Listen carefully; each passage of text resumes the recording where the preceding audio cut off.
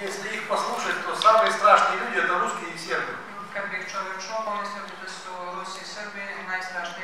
Я думаю, так будет дальше. Ничего не поменяется. Только хуже будет. Все будут на нас показывать пальцем и говорить, что мы самые страшные люди на земле.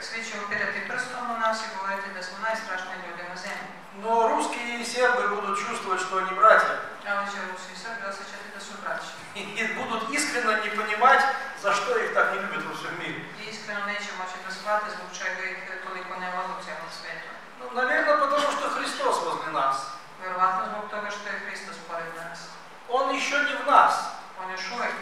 Он должен быть в нас. А пока такого нету. Но он возле нас.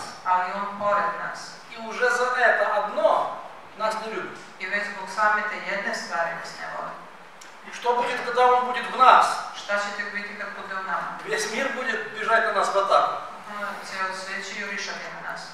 Мы только помним Бога всего-навсего. И уже за это нас готовы порвать на тряпки. Ну и знаете, у нас больше нет богатств с вами.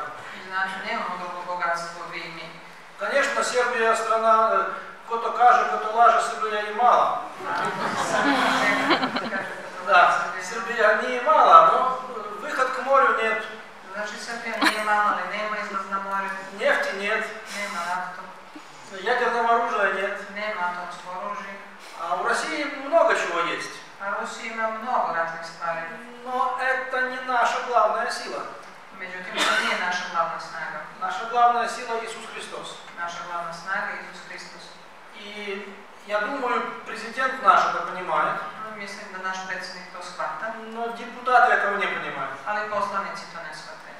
И министры не каждый второй даже понимает.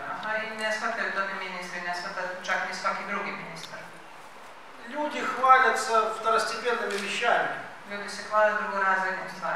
Литературой, балетом, космосом, нефтью, хоккеем. Но не это наша слава. Наша слава это Серафим Саровский, Блаженная Ксения, царь Николай и все новомученики. И я думаю, что будущее наше, русское будущее,